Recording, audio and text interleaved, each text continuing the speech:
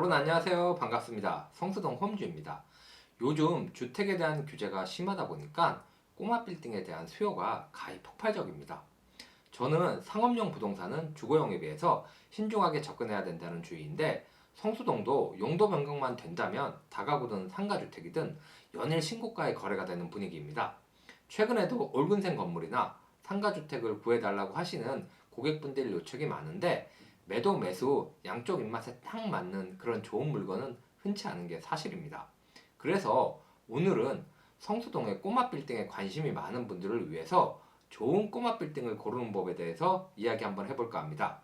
유튜브에서 꼬마 빌딩 관련 영상은 아마 수만 개도 더 될 것 같습니다. 그래서 일반적인 이야기는 다른 좋은 영상들이 너무나 많으니까요. 저는 다른 지역과 달리 오직 성수동만의 어떤 특징적인 부분만 이야기해 볼까 합니다. 성수동 꼬마 빌딩 매수에 관심이 있으신 분들이나 현재 성수동에 노후된 다가구나 상가주택을 보유 중이신데 근생 건물로 리모델링 계획이 있으신 분들에게는 도움이 될 것 같습니다. 일단 성수동 상권의 특징을 간략하게 말씀드리면 성수동은 기본적으로 상업용 부동산의 수요도 많고 공급도 많은 지역입니다. 수요는 다들 아시다시피 소위 핫한 지역이라 카페 등 상가 수요도 많고요. 강남 접근성이 워낙 좋기 때문에 오피스 수요도 굉장히 많습니다. 그래서 상가 공급은 아까 말씀드린 것처럼 다가구나 상가주택을 용도 변경을 해서 계속 공급이 되고 있고요. 오피스는 중공업 지역에 맞게 상당히 많은 양의 지식산업센터가 들어와 있고 현재도 계속 공급이 되고 있습니다. 거기다 최근에는 공유오피스가 많이 생겨서 유명한 이승업시 건물엔 헤이그라운드가 입점해 있고 패스트파이브도 현재 두 군데나 들어와 있습니다. 상가 쪽은 다른 지역도 비슷할 거라고 생각은 되는데요. 성수동은 건물주분들이 1층 상가는 공실에 대해서 크게 걱정하지는 않습니다. 임대료 권리금 같은 조건의 문제지 요즘 같은 코로나 시국에도 임차인을 못 구해서 장기간 공실인 경우는 극히 드뭅니다. 문제는 2층 이상의 층수를 어떻게 채우냐인데요. 예전에는 카페나 호프집 같은 것도 2층에 많았는데 요즘은 아무리 성수동이라고 해도 2층 이상은 버티기가 쉽지 않고 상가주택도 싹 다 용도 변경을 해서 주거용은 안 되기 때문에 결국은 그 남은 공간들을 오피스로 채워야 됩니다. 성수동처럼 지산이 많은 가산이나 구로 같은 지역은 제가 잘 모르겠지만 성수동은 오피스 시장에서 지산이라는 명확한 기준이 있습니다. 즉 성수동에서는 내 건물의 2층 이상의 공간이 지상과 비교해서 경쟁력이 있냐 없냐가 매우 중요합니다. 그래서 저는 성수동에서 꼬마 빌딩을 찾는 분께 드리고 싶은 말씀은 내 건물이 지식산업센터의 대안이 될 수 있는가를 한번 생각을 해보셨으면 좋겠습니다. 먼저 지식산업센터를 한번 살펴보겠습니다. 성수동에서 사무실을 구하려는 분들은 대부분 1순위로 지산을 염두에 두고 오십니다. 지산은 제가 봐도 근무하기가 너무 좋습니다. 건물 관리 상태도 좋고요. 건물 내 은행, 카페, 구내식당 등 편의시설도 다 갖춰져 있고 방문객 주차도 1시간 무료라서 주차 걱정도 없고요. 임대 수요도 풍부해서 계약 만기 전에 이사 갈 일이 생겨도 크게 부담이 없습니다. 현재 성수동 지산의 임대료는 물론 편차는 있지만 지상층은 전용 면적 기준 평당 10만원대 초반이 가장 많은 것 같습니다. 이 정도 임대료를 감내할 수 있으면 대부분 지산으로 갑니다. 그러면 일반 건물은 무조건 지산보다 월세를 싸게만 받아야 할까요? 당연히 그런 건 아니고요.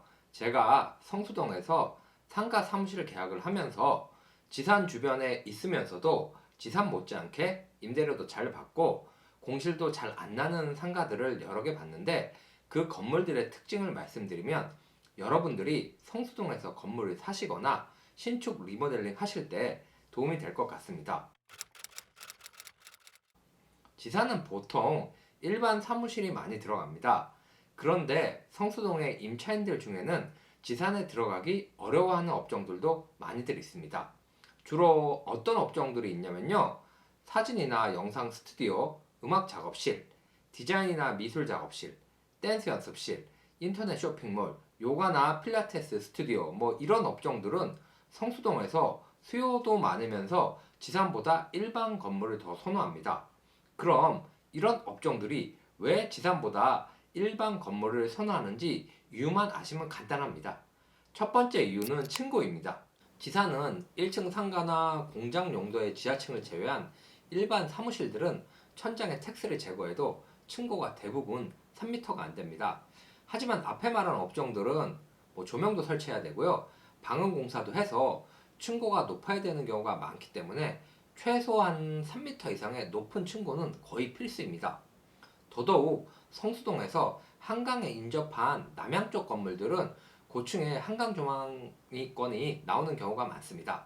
그래서 건물을 신축하는 경우 비용이 더 들더라도 층고를 높이면 한강 조망권을 가지는 층수가 한두 개 층이 더 늘어납니다.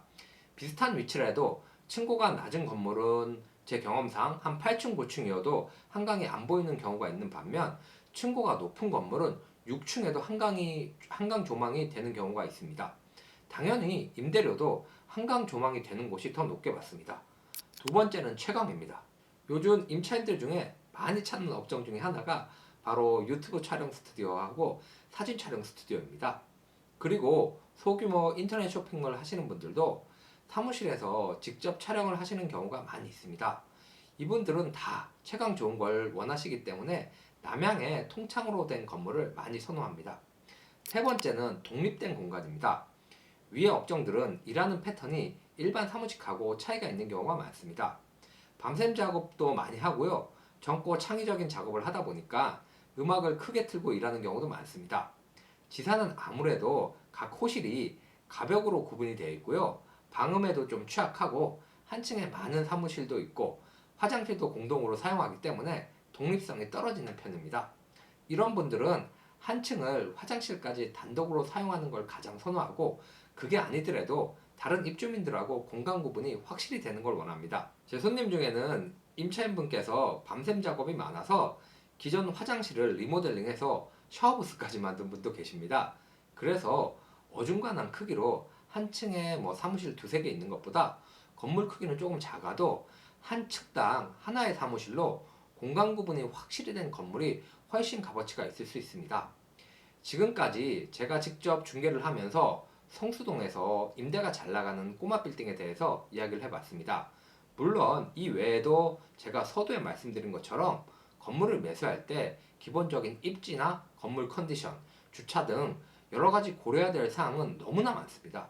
하지만 성수동도 그렇지만 다른 지역도 그 지역만의 특징이 있으니까 이런 부분도 고려하시면 투자하는데 조금 더 도움이 될 것 같습니다. 네, 오늘 준비한 내용은 여기까지고요. 다음번에는 더 좋은 내용으로 인사를 드리겠습니다. 마지막으로 오늘 영상이 좋으셨다면 구독, 좋아요 부탁드립니다. 감사합니다.